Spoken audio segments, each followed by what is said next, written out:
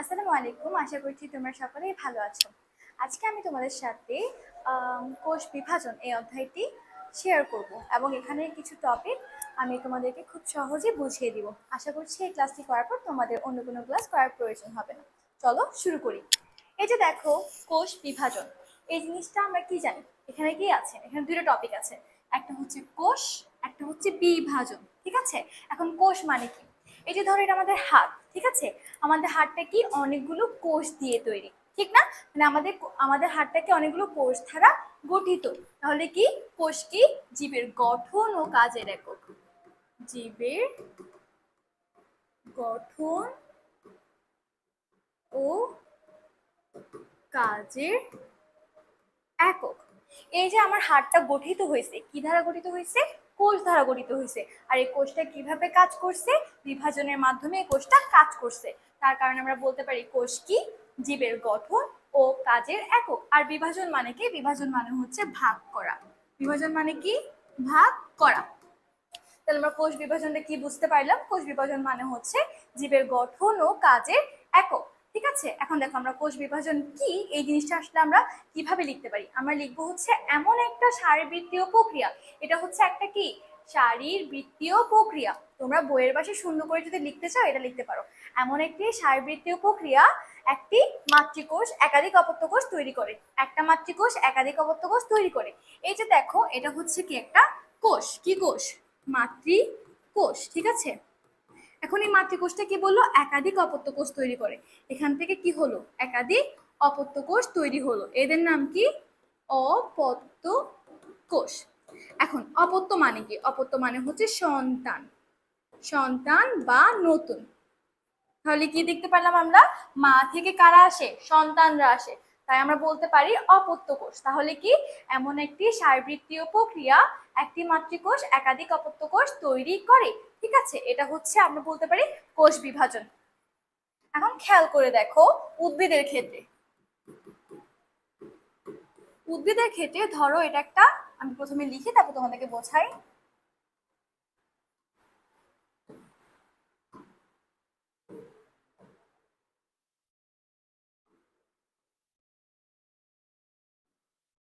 ধরো এটা একটা উদ্ভিদের কোষ, ঠিক আছে? এটা একটা উদ্ভিদের কি কোষ? কোন ধরনের কোষ? মাতৃকোষ। এখন দেখো, এই যে মাতৃকোষ যেমনটা আছে, মাতৃকোষের ঠিক অনুরূপ কি সৃষ্টি হয়েছে? অপত্য কোষ সৃষ্টি হয়েছে। এগুলো কি? অপত্য কোষ। উদ্ভিদের ক্ষেত্রে আমরা এই চিত্রটা একে বলতে পারি এখানের মধ্যে কি ঘটেছে? কোষ বিভাজন ঘটেছে। এখানের মধ্যে কি ঘটেছে? কোষ বিভাজন।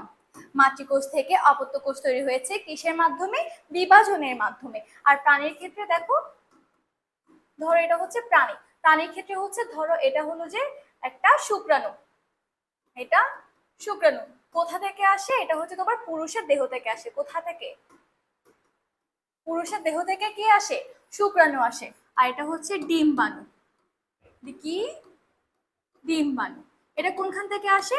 স্ত্রী দেহ থেকে আসে। কটি? তাহলে এটা হচ্ছে কি? শুক্রাণু, আর এটা হচ্ছে ডিম্বাণু। শুক্রাণু আসে পুরুষের দেহ থেকে, আর ডিম্বাণু আসে স্ত্রী দেহ থেকে। এখন এই দুটা যখন কি হবে? মিলিত হবে। কি হবে? মিলিত। এরা যখন মিলিত হবে তাহলে কি সৃষ্টি করে? জাইগোট সৃষ্টি করে। জাইগোট সৃষ্টি করে। তাহলে জাইগোট এটা কি জিনিস? এটা হচ্ছে একটা মাত্র কোষ। একটা মাত্র কোষ। এটা কি? জাইগোট হচ্ছে একটা মাত্র কোষ। এখন এই কোষটা কি হবে? বিভাজন হবে। বারবার বারবার বিভাজিত হওয়ার পর একটা পূর্ণাঙ্গ মানুষ হবে। এই যে ধরো আমি প্রথমে কি ছিলাম? একজন ভ্রূণ ছিলাম, ঠিক আছে? এখন আমি প্রথমে একটা ভ্রূণ থেকে কি হয়েছি? বিভাজিত হয়েছি। আর ভ্রূণটা কি ছিল? জাইগোট। এখন ধরো এটা হচ্ছে একটা ভ্রূণ। এটা কি? একটা ভ্রূণ। এটা কি? এটা হচ্ছে একটা জাইগোট। এখন এটা কি হয়েছে? বারবার বিভাজিত হয়েছে। একটা মাত্র কোষটা কি হবে? বার বিভাজিত। সে বারবার বিভাজিত হওয়ার মাধ্যমে একটা কি সৃষ্টি করে? পূর্ণাঙ্গ মানুষ সৃষ্টি করে। পূর্ণাঙ্গ মানুষে পরিণত হয়। তাহলে বুঝতে পেরেছো, ভ্রূণ থেকে পূর্ণাঙ্গ মানুষ সৃষ্টি হওয়ার প্রক্রিয়াটা কোন প্রক্রিয়ায় হয়ে থাকে? কোষ বিভাজন প্রক্রিয়ায় হয়ে থাকে। তাহলে কোষ বিভাজন কোথায় কোথায় ঘটে? এটা হচ্ছে তোমাদের, দেখো, কোষ বিভাজন হচ্ছে তোমাদের কি? দেহ গঠনে, ক্ষতস্থান, পূরণে পূর্ণাঙ্গ মানুষ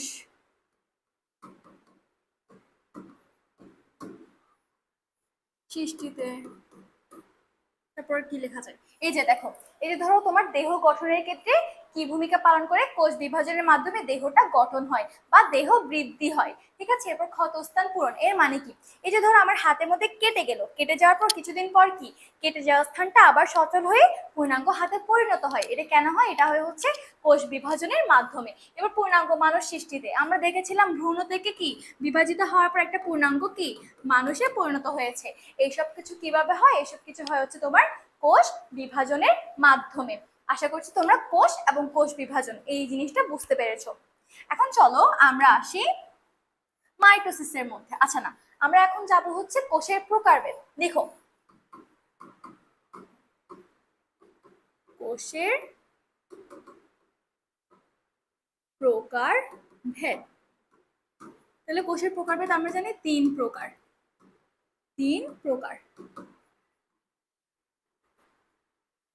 এক হচ্ছে তোমার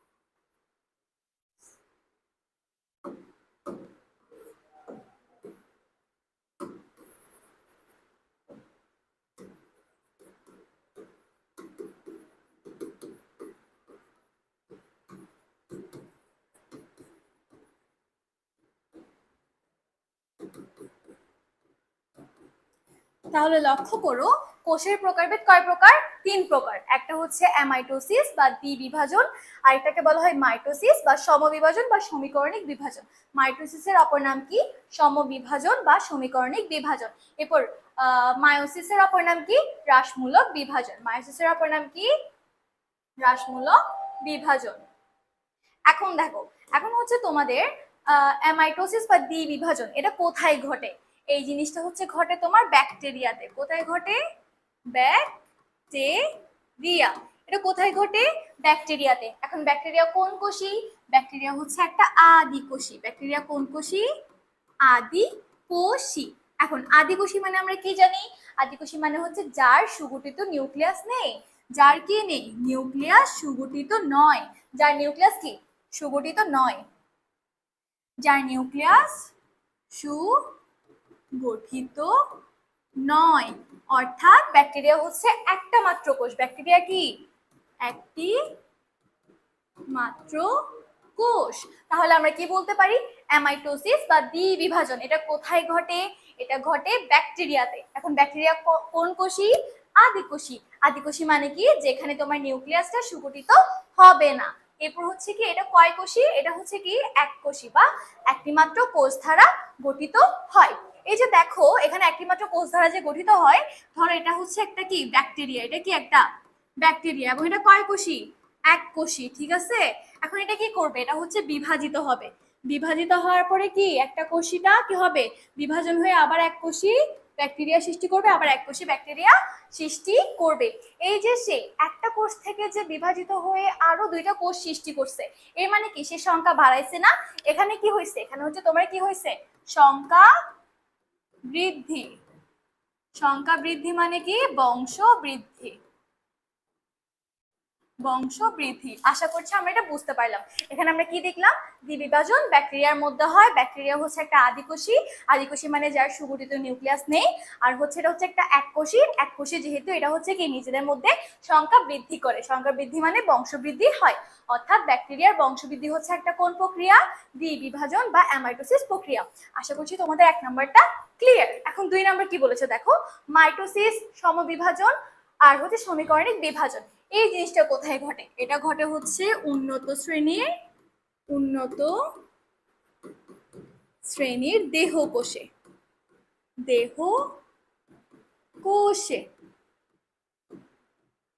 তাহলে এটা কোথায় ঘটে?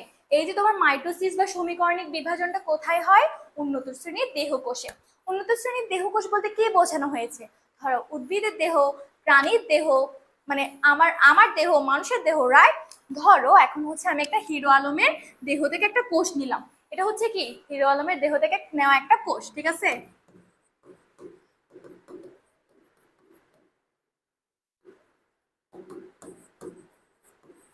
ধরো এটা হচ্ছে একটা কি হিরো আলমের কোষ, ঠিক আছে? এটা কি 2n বিশিষ্ট বা ডিপ্লয়েড বিশিষ্ট একটা কি কোষ। এখন দেখো এই কোষের ভেতর হচ্ছে কি ক্রোমোজোম সংখ্যা থাকে কি ডিপ্লয়েড আকারে। এগুলো হচ্ছে কি ক্রোমোজোম, এগুলো কি ক্রোমোজোম। এখন ক্রোমোজোম থাকে কিভাবে? 2n আকারে। 2n মানে কি? 2n মানে হচ্ছে ডিপ্লয়েড। এখন দেখো হিরো আলমের কোষের মধ্যে হচ্ছে ক্রোমোজোম কি আকারে থাকে? ডিপ্লয়েড আকারে থাকে। এরপর এই ডিপ্লয়েড থেকে এটা যখন কি ভাঙে, এটা যখন কোষটা যখন কি হবে, এই যে কোষটা যখন কি হবে, এই যে বিভাজন করবে, তখন কি একে একে 2n হবে, এন্ড দেন কি অপত্য কোষ 2n হবে। তাহলে মাতৃকোষ আর অপত্য কোষ, এটা ভাঙার পর আমরা দেখতে পেলাম কি মাতৃকোষের ক্রোমোজোম সংখ্যা আর অপত্য কোষের ক্রোমোজোম সংখ্যা সমান, সমগুণ সম্পন্ন। এটাই কোথায় ঘটে? মাইটোসিসের মধ্যে হয়। তাহলে মাইটোসিসের অপর নাম কি? সমীকরণিক বিভাজন বা সমবিভাজন। এবং এটা কোথায় হয়? উন্নত শ্রেণীর দেহকোষে হয়। তাহলে উন্নত শ্রেণীর দেহকোষে ঘটলো। এখন দেখো এখানে হচ্ছে কি তোমার আরেকটা জিনিস হচ্ছে কি, এটা মনে রাখবা মাইটোসিসের ক্ষেত্রে জননাঙ্গ বৃদ্ধিতে, এটা মনে রাখবা। দেখো জননাঙ্গ বৃদ্ধিতে কি ঘটে? মাইটোসিস ঘটে। জননাঙ্গ বৃদ্ধির ক্ষেত্রে কোনটা কাজে লাগে? কোন কোষ বিভাজনটা কাজে লাগে? মাইটোসিস কোষ বিভাজনটা কাজে লাগে। এটা একটু মনে রাখবে, এমসিকিউর ক্ষেত্রে গুরুত্বপূর্ণ, ঠিক আছে? এখন দেখো এখন হচ্ছে কি তোমার মায়োসিস বা হ্রাসমূলক বিভাজন, এটা কোথায় ঘটে? এটা ঘটে হচ্ছে তোমার জনন কোষে। জনন কোষ বলতে কি বোঝানো হয়েছে? শুক্রাণু, ডিম্বাণু, ঠিক আছে? তাহলে এটা কোথায় ঘটে? এই যে তোমার মিওসিস বা হ্রাসমূলক বিভাজনটা হচ্ছে তোমার জনন কোষের মধ্যে ঘটে। তাহলে তোমার যখন এমসিকিউতে আসবে মিওসিস কোথায় ঘটে না, এখানে এরকম আসতে পারে জনন কোষ, শুক্রাণু, ডিম্বাণু বা জননাঙ্গ বৃদ্ধিতে। এখন মিওসিস কোথায় ঘটে না? জননাঙ্গ বৃদ্ধিতে মিওসিস ঘটে না। কারণ জননাঙ্গ বৃদ্ধিতে কি ঘটে? মাইটোসিস ঘটে। আশা করছি তোমাদের কোষের প্রকারভেদ 3 প্রকার কি কি তা ক্লিয়ার। এখন চলো আমরা হচ্ছে জানবো মাইটোসিস সম্পর্কে। দ্বিবিভাজন সম্পর্কে আমাদের বইয়ের মধ্যে বিস্তারিত আলোচনা নেই, তার কারণে এখন আমরা জানবো কি মাইটোসিস। লিখো 2 নাম্বার, আমরা জানবো কি মাইটোসিস। এখন কথা হচ্ছে মাইটোসিস কাকে বলে? আমার সাথে সাথে তোমরা লিখো মাইটোসিস কাকে বলে একটা সংজ্ঞা।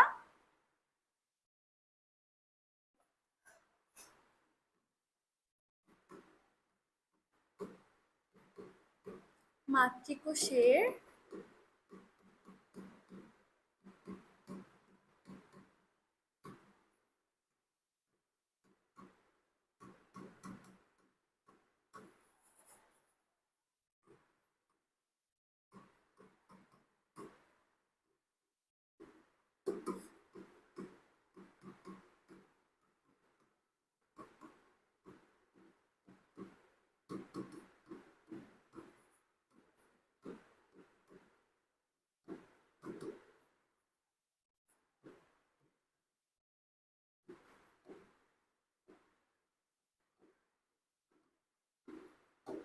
এই যে দেখো মাতৃকোষের ক্রোমোজোম সংখ্যা 2n, অপত্য কোষের ক্রোমোজোম সংখ্যা 2n সমান ও সমগুণ সম্পন্ন হয়। অর্থাৎ মাতৃকোষের ক্রোমোজোম সংখ্যা যতটা হবে অপত্য কোষের ক্রোমোজোম সংখ্যাও ঠিক ততটা হবে। ধরো এটা হচ্ছে একটা কি কোষ? মাতৃকোষ। 2n বিশিষ্ট একটা কি কোষ? মাতৃকোষ, ঠিক আছে? এখন এটা বিভাজিত হয়ে কি হবে? এটা বিভাজিত হওয়ার পর হচ্ছে কি আবার 2n বিশিষ্ট দুটি অপত্য কোষ সৃষ্টি হবে। 2n বিশিষ্ট কি হলো? অপত্য কোষ সৃষ্টি হলো। অপত্য মানে আমরা কি জানি? নতুন। এই যে তোমার মাতৃকোষের মধ্যে ক্রোমোজোম সংখ্যা কত, 2n বিশিষ্ট। এরপর হচ্ছে অপত্য কোষের ক্ষেত্রেও কি 2n বিশিষ্ট। এদের কি গুণ হবে কি সমান, এদের গুণ কি হবে সমান। এই যে এই প্রসেসটাকেই বলা হয় কি মাইটোসিস, এই প্রসেসটাকে কি বলা হয় মাইটোসিস। এখন আমরা আরেকটা ভাবে মাইটোসিসকে সংজ্ঞায়িত করতে পারি, এটাও তো চলো তোমরা লিখে নাও। তাহলে এটা একভাবে করতে পারি, আরেকটা ভাবে করতে পারি। এই যে এখানে লিখো,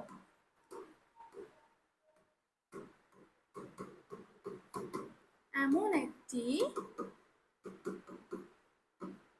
ধারাবাহিক প্রক্রিয়া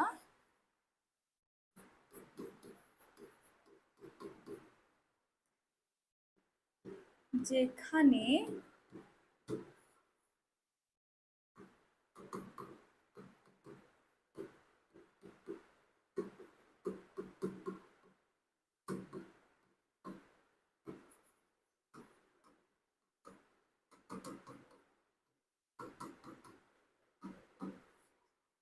হয়। এই যে তোমরা এইভাবেও কি করতে পারো সংজ্ঞায়িত করতে পারো। দেখো এটা হচ্ছে এমন একটা ধারাবাহিক প্রক্রিয়া যেখানে নিউক্লিয়াস ও সাইটোপ্লাজম কি নিউক্লিয়াস এবং সাইটোপ্লাজম একবার বিভাজিত হয়। ঠিক আছে, ধরো এটা হচ্ছে একটা মাতৃকোষ, মাতৃকোষ থেকে কি হলো অপত্য কোষ সৃষ্টি হলো। ঠিক আছে, এরপর হচ্ছে আবার কি এখানের মধ্যে আবার কি সৃষ্টি হবে, এখান থেকে আবার অপত্য কোষ সৃষ্টি হবে, আবার এখান থেকে অপত্য কোষ সৃষ্টি হবে। এখন এখানে কি বলছে, এমন একটা ধারাবাহিক প্রক্রিয়া যেখানে নিউক্লিয়াস আর সাইটোপ্লাজম একবার বিভাজিত হয়। এখন নিউক্লিয়াস আর সাইটোপ্লাজম বিভাজিত হওয়ার আগে একটা কি মানে বিভাজনের আগে একটা কি হয়, বিভাজনের আগে। এখন দেখো এই যে লক্ষ্য করো, দাঁড়াও দেখো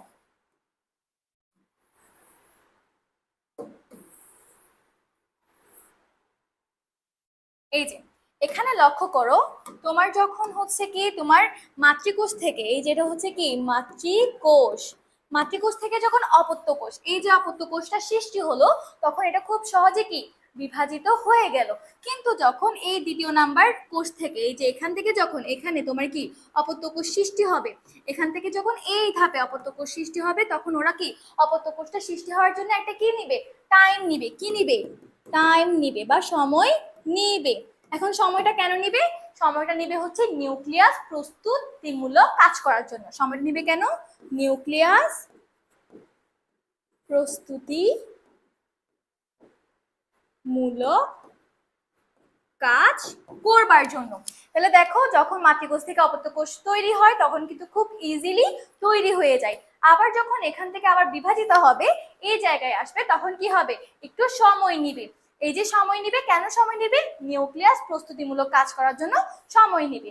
এই যে এখানে সময় নেই, এই যে এখানে সময় নেই, এটাকে বলা হয় কি ইন্টারফেস। এটাকে কি বলা হয় ইন্টারফেস, এটাকে কি বলা হয় ইন্টারফেস বলা হয়। তাহলে কি বিভাজনের পূর্বে কি হয়, বিভাজনের পূর্বে ইন্টারফেস হয়, কি হয় ইন্টারফেস হয়, বিভাজনের পূর্বে কি হয় ইন্টারফেস হয়। আর ইন্টারফেস মানে কি, ইন্টারফেস হচ্ছে এমন একটি দশা, ইন্টারফেস হচ্ছে এমন একটি দশা যেখানে কি নিউক্লিয়াস প্রস্তুতিমূলক কাজ করে, যেখানে এন ফর নিউক্লিয়াস, নিউক্লিয়াস কি করে প্রস্তুতিমূলক কাজ করে। তাহলে এখান থেকে আমরা কি কি বুঝতে পারলাম, এখান থেকে আমরা হচ্ছে মাইটোসিসের একটা সংজ্ঞা জানলাম, যেটা হচ্ছে মাতৃকোষের ক্রোমোজোম সংখ্যা অপত্য কোষের ক্রোমোজোম সংখ্যা সমান হবে। আমরা আরেকটা সংজ্ঞা জানলাম মাইটোসিসের, সেটা হচ্ছে কি এমন একটা ধারাবাহিক প্রক্রিয়া, এটা একটা ধারাবাহিক প্রক্রিয়া, এমন একটি ধারাবাহিক প্রক্রিয়া যেখানে নিউক্লিয়াস ও সাইটোপ্লাজম একবার বিভাজিত হবে, নিউক্লিয়াস ও সাইটোপ্লাজম একবার বিভাজিত হবে। এই যে যখন তোমার এখান থেকে এখানে যখন বিভাজিত হচ্ছিল তখন একটু সময় নিছে, এই যে সময় নিল এটাকে বলা হয় কি ইন্টারফেস। ইন্টারফেস হচ্ছে এমন একটা দশা যেটা কি বিভাজনের আগে হয় এবং যেখানে নিউক্লিয়াস প্রস্তুতিমূলক কাজ করে। এখন কথা হচ্ছে নিউক্লিয়াস কিভাবে প্রস্তুতিমূলক কাজ করে, নিউক্লিয়াস কিভাবে প্রস্তুতিমূলক কাজ করে চলো আমরা দেখে নেই। এই যে দেখো নিউক্লিয়াস হচ্ছে, ধরো এটা হচ্ছে একটা কোষ, কোষের ভেতরে থাকে কি নিউক্লিয়াস, রাইট। এখন নিউক্লিয়াসটা কি হবে আস্তে আস্তে ভাঙা শুরু করবে, এই যে নিউক্লিয়াসটা ধরো আস্তে আস্তে কি হচ্ছে, ভাঙা শুরু করছে বা বিভাজিত হচ্ছে। এখন দেখো বিভাজিত হওয়ার পর কি হয়ে গেল, নিউক্লিয়াসটা দুটি ভাগে ভাগ হয়ে গেল। তাহলে একটা নিউক্লিয়াস থেকে কয়টা নিউক্লিয়াসে পরিণত হলো, দুইটি অপত্য নিউক্লিয়াসে পরিণত হলো। তাহলে এখানের মধ্যে কি ঘটলো, এখানের মধ্যে হচ্ছে নিউক্লিয়াসের বিভাজন। বিভাজন, এই যে নিউক্লিয়াস প্রস্তুতিমূলক কাজ করে এর মানে হচ্ছে এইটা, এই যে নিউক্লিয়াসের বিভাজন হয়েছে।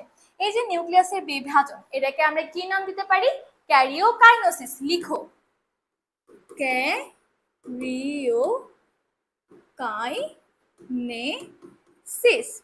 ক্যারিও এর মানে হচ্ছে কি নিউক্লিয়াস, আর কাইনেসিস এর মানে হচ্ছে কি বিভাজন। তাহলে নিউক্লিয়াসের বিভাজনকে কি বলা হয়, ক্যারিওকাইনোসিস। তাহলে কি প্রথমে কি ঘটে, প্রথমে হচ্ছে তোমার নিউক্লিয়াসের বিভাজন হয়। ঠিক আছে, তাহলে প্রথমে আমাদের কি হয়, নিউক্লিয়াসের বিভাজন হয়। এরপর সেকেন্ড হচ্ছে আমাদের কি, সাইটোপ্লাজমের বিভাজন হয়। এরপর দ্বিতীয়ত কি, আস্তে আস্তে সাইটোপ্লাজমটাও কি বিভাজিত হতে থাকে। এই যে দেখো নিউক্লিয়াস, অপত্য নিউক্লিয়াস থাকবে, আর এটা হচ্ছে কি, এগুলো হচ্ছে কি, এটাকে বলা হয় কি সাইটোপ্লাজম। সাইটোপ্লাজম। এখন আস্তে আস্তে কি হবে, সাইটোপ্লাজমটা বিভাজিত হতে থাকবে। নিউক্লিয়াস নিউক্লিয়াস আস্তে আস্তে এটা কি ভাঙা শুরু করছে। তাহলে একটা পর্যায়ে এসে কি হবে, এটা সুন্দর করে ভেঙে যাবে। সাইটোপ্লাজমটা কি হয়ে গেল, আস্তে আস্তে সাইটোপ্লাজমটা ভেঙে গেল। তাহলে এখানে কি ঘটলো,